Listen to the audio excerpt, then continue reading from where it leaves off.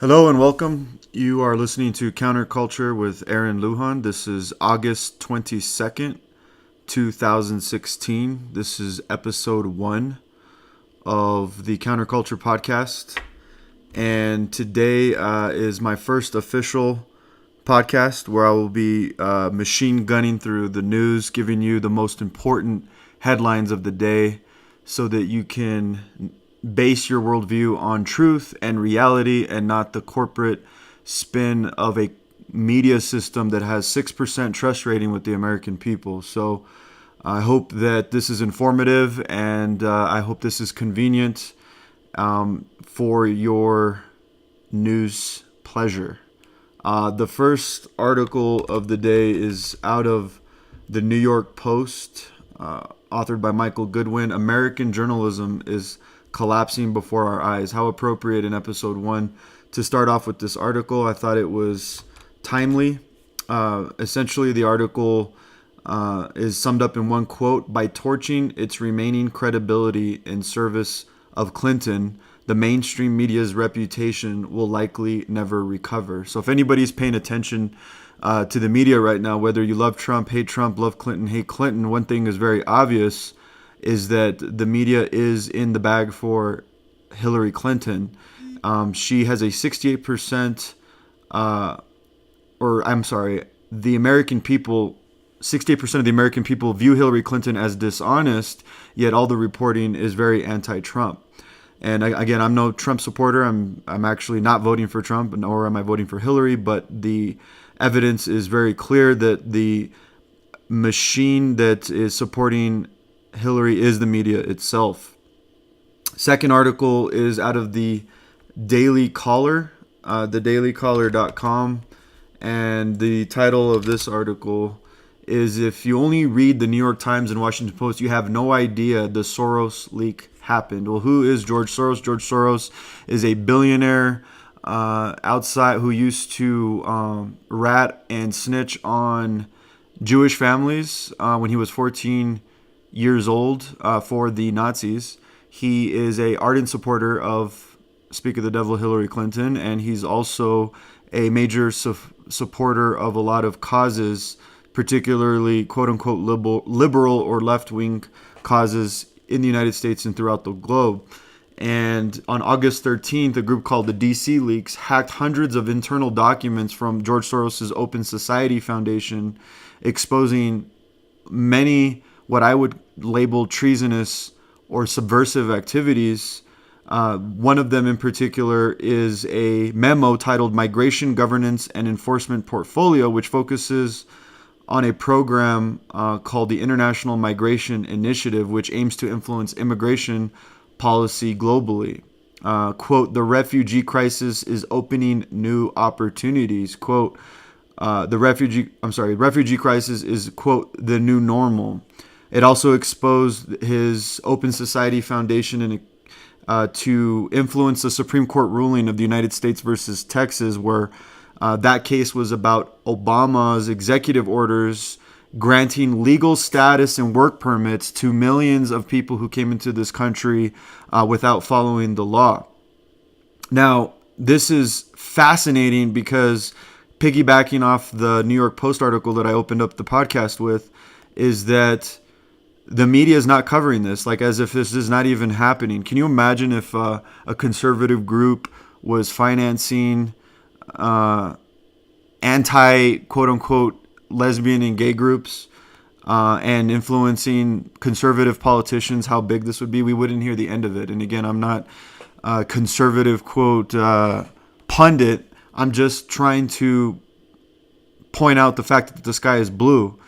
And it's fascinating because when you think about illegal immigration, you have to take into consideration terrorism and the threats of national security. With an open border, anybody can come in. And when you have multiple wars going on where we're pissing off countries and radicalizing guys without jobs who are being told America's the great Satan, and then we have the front door wide open, it's pretty crazy to think that we have guys like George Soros running around influencing the Supreme Court and spending hundreds of millions of dollars in groups in the United States when these leaks expose the fact that he wants to make refugee crisis the new normal, and he wants open borders, and is clearly for or clearly in favor of ridding of national sovereignty.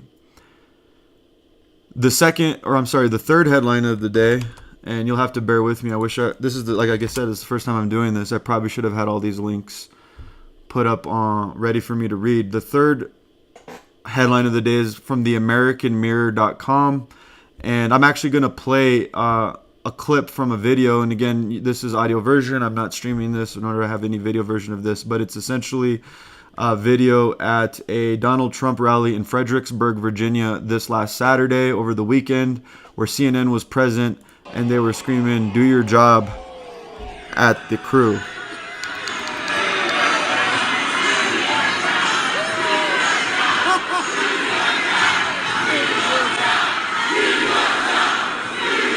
And we see hundreds or maybe dozens of people screaming at a CNN cameraman.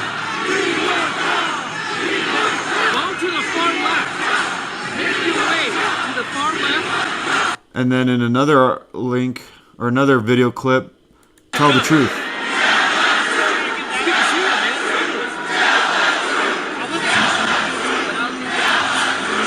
Again, like I opened up the broadcast, 6% of Americans have trust in the media, and this is just evidence of that. Which is why I'm doing this podcast, guys. I hope that I can be a source. If you are frustrated with the media, if you don't feel like you're getting the truth, if you feel like it's just spoon-fed propaganda, come here, Counterculture. I am giving you what I believe is the real news. The Washington Free Beacon is reporting today, Southern Command warns Sunni extremists infiltrating from the South. The U.S. South Command intelligence report is stating that there are alien smugglers in South America who are bringing Islamic terrorists through the U.S.-Mexican border. Army Colonel Lisa A. Garcia, a Southcom spokesman, calls this a, quote, security concern, end quote.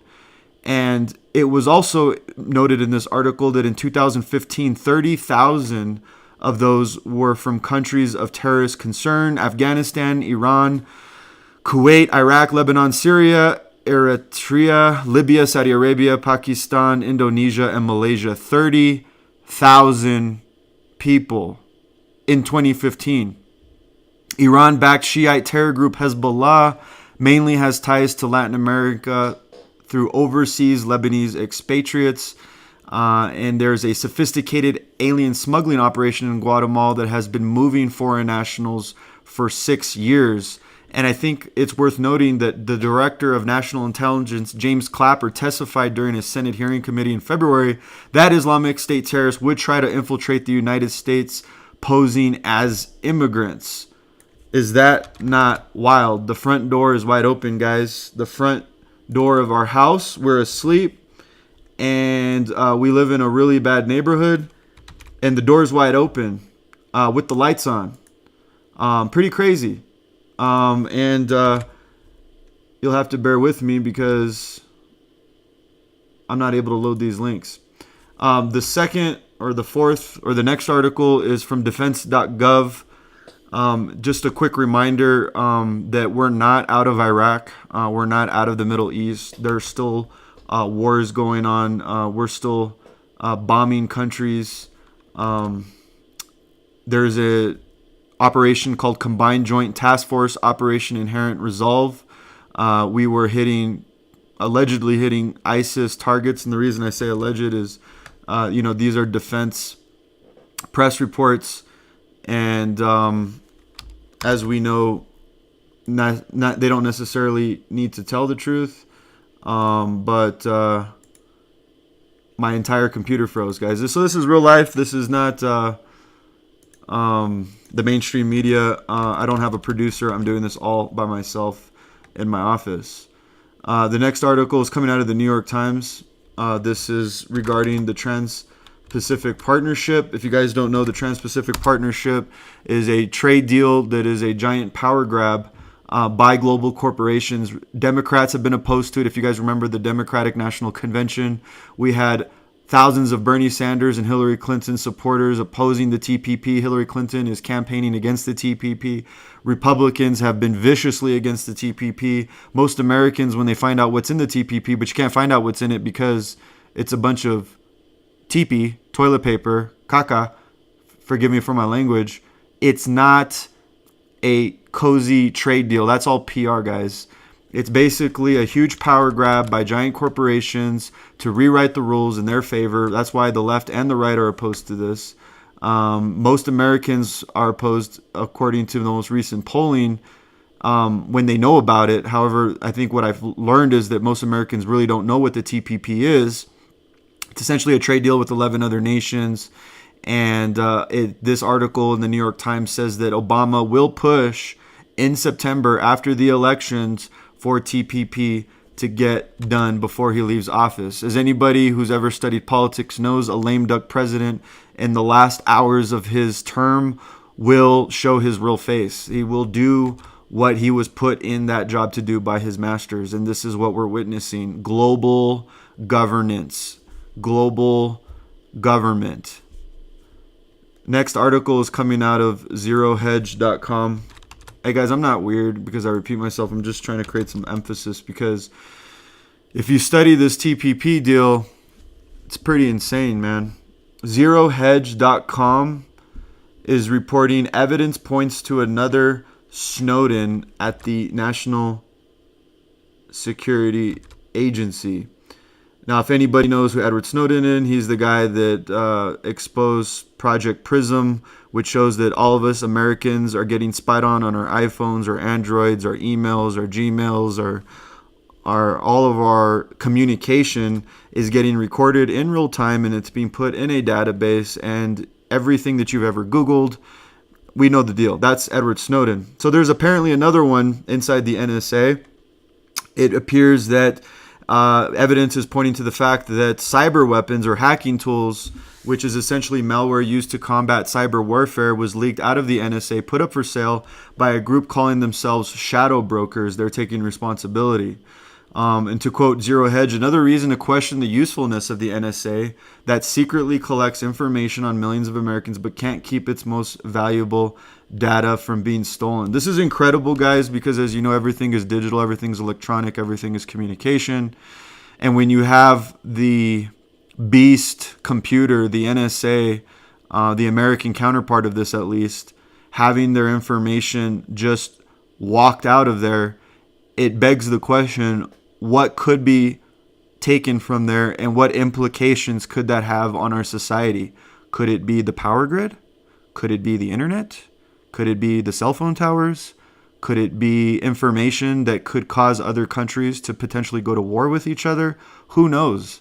But apparently there was a major hack at the NSA, and that information is for sale. So if you guys got a couple $100 million and are interested in waging cyber warfare against nation states, Shadow Brokers has a great deal for you guys. The next article is coming out of the dailycaller.com, and this article is titled Apparent Army OPSEC Brief Lists Hillary Clinton, David Petraeus as examples of insider security threats. So essentially there was a meeting with Army personnel. It was an operational security brief, and up on the big screen they had the picture of Hillary Clinton alongside Hassan, who was the guy at Fort Carson who killed a bunch of people, Manning, the leaker, Snowden, as I mentioned before, Petraeus, who left his position in disgrace for handling classified information, obviously got in trouble for that, which is a good thing. He's not above the law. And Hillary Clinton. And if we all remember the U.S. Constitution, one of the things that the founders emphasized is that we need to be wary of domestic threats. They didn't just say, oh, the only American enemy can be outside of our nation, but it could also be an insider, a domestic threat. And the Army is calling Hillary Clinton a, quote, potential insider threat. Infowars.com is reporting Hillary voter registration fraud caught on tape. What I love about video is that it's real. It's reality. You can't make it up, really.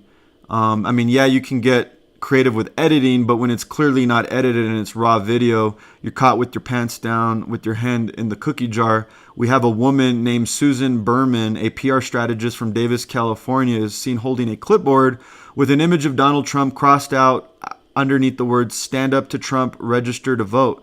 Now, if we all know, if we've ever been approached in front of the grocery store asked to register, they're not campaigning for a candidate. They're in a referee uniform. They're there not with a jersey on. They're there not telling us who they should vote for. They're not a part of any campaign. In fact, it's the law. It's actually a violation of Nevada state election laws if you're registering Nevada voters to vote, as I'm sure it is in most states, while campaigning for a candidate. She was clearly campaigning for Hillary Clinton. So if you guys go to Infowars.com, you guys can see the video there. There's another story out of the hated and beloved Infowars.com. I don't care about Infowars. The reason I like it is though they report a lot of stories that don't get reported in other cases. I don't necessarily agree with the style, but that's a separate issue. Point here is that Infowars is reporting a story. It's been reported in a couple other places. We have Julian Assange of WikiLeaks, who just recently claimed that he was going to dump a lot more information against the Hillary Clinton campaign, exposing more crime, more lying, more fraud, more corruption from presidential candidate Hillary Clinton. He has been essentially doing an endless sleepover at the Ecuadorian embassy in London, England. At 2:47 a.m., an unknown man scaled the side wall window of the Ecuadorian embassy in London, fled after being caught by security, end quote, a statement from WikiLeaks said early Monday morning. And the media is, or not the media, but Twitter is blowing up saying, was it an assassination attempt? And when you consider the 33 mysterious deaths surrounding the Clinton family, a lot of people are speculating. I'm not suggesting there's no evidence of this, but when you got a guy coming out saying, I have red hot damning evidence on a very powerful person, and they've already damaged that powerful person, and then you have guys scaling the walls of the person that's damaging that powerful person, I think it's fairly reasonable to speculate that. I don't think it's wild. I don't think it's crazy. I don't believe either way, because I only believe things when I have evidence. However, this is a very interesting story as the election comes to a close. Kind of shifting gears to the cultural war, back to Zero Hedge. Texas blocks Obama transgender bathroom policy. It threatens students' safety. As we all know, the federal government got in the bathroom a couple months ago, and it believes that there's no such thing as two genders, that there's gender fluidity, that you're not just a man or a woman. You can kind of be both. You can apparently, there's a group out there purporting that there's 30 plus genders. Well, the federal government apparently agrees without any scientific consensus against common sense and biology, and said this is true, and you cannot share the bathroom, or that you can share the bathroom. Boys can go into girls' bathrooms, girls can go into boys' bathrooms. Well, a judge out of Fort Worth, Texas, Judge O'Connor, sided with Texas and 12 other states, argued the administration's policy, I'm going to mispronounce, usurps local control and threatens safety and privacy. So you guys don't have to be very smart to read news and to podcast. You just have to be a little crazy to be able to do this. So this is interesting because now we have, once again, the state of Texas getting in the face of Washington and saying, we're not going along. And one thing that didn't get reported a couple months back, it was actually right before Hillary Clinton was to testify with the FBI and James Comey's investigation. The governor of Texas reported that the governor of Texas is open to the idea of secession. And then just a couple weeks ago, there was more reports out of Texas that there are groups within the state that are saying that if Hillary Clinton wins, they are going to seek secession. We are living in amazing times, you guys. This sounds like wild conspiracy theory, but it's actually wild conspiracy reality. Another story out of stream.org. Princeton University banned the most offensive word you can ever imagine. And no, it's not the N word. No, it is not the J word. What's the J word? The J word's Jesus. You can't say Jesus anywhere. Man. Man has been banned from Princeton University. Tom Kokoda reported on Breitbart.com, quote, an increased effort to be politically correct.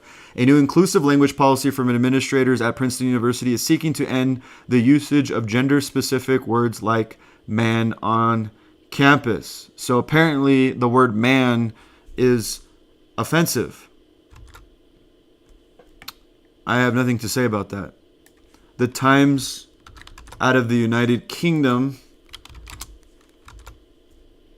is reporting that teenage girls, or a third of middle-class girls, are suffering from an epidemic case of depression and anxiety.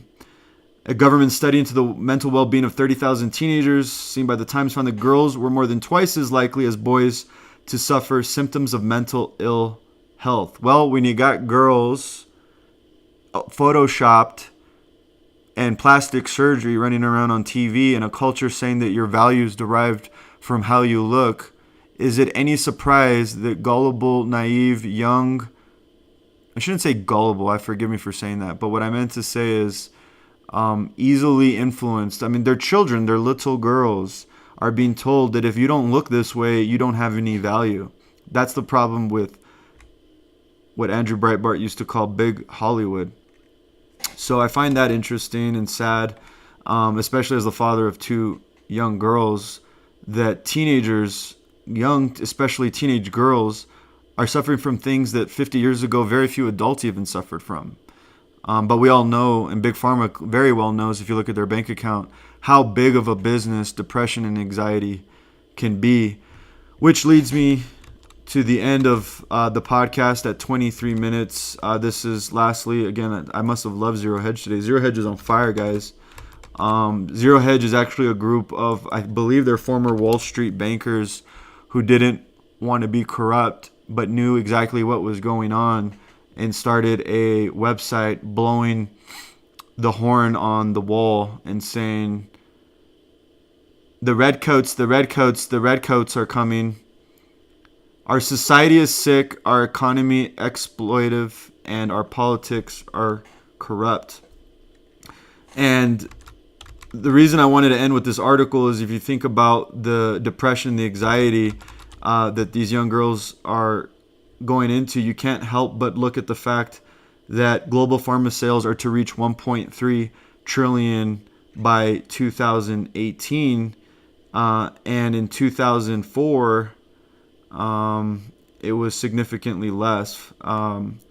So I just want to close out this podcast. Again, I promised in episode 0 that I was going to do every episode, machine gun through the news, and then do analysis, provide some context and color. Unfortunately, I don't feel very inspired, and I'm really late. I have a real job, and I got to go work.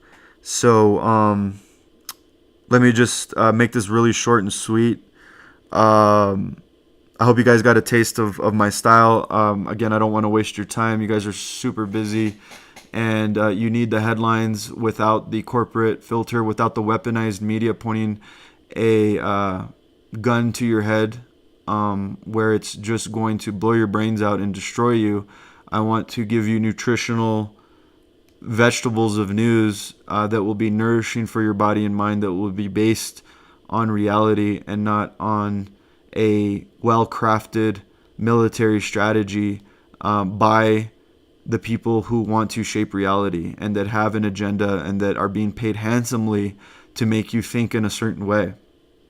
And I've been quoting sources, if you notice, from all over the place, left, right, in between, neither, that really just expose what's going on. Defense.gov is reporting an actual mission.